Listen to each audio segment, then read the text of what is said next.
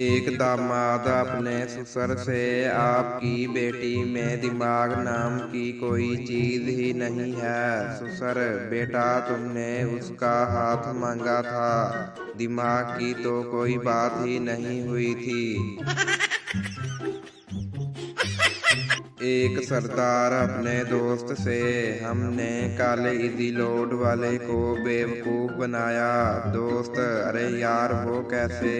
सरदार: हमने कल उससे 50 रुपए का इजी लोड करवाया, मगर गलत नंबर लिखवा दिया।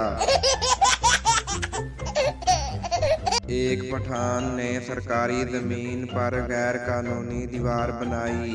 किसी ने मशवरा दिया कि कुछ ऐसा करो कि दीवार पुरानी लगे। पठान ने दीवार पर लिख दिया कि हम कैद आजम को पेशावर आने पर खुशामदीद कहते हैं।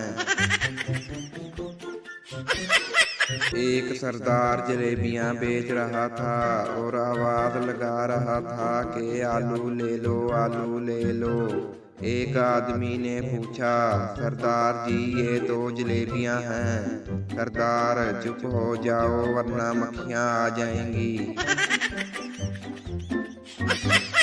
एक लड़की पठान से: मेरी अम्मी को तुम बहुत पसंद आए हो। पठान शर्माते हुए: कुछ भी हो, पर हम शादी तुमसे ही करेगा।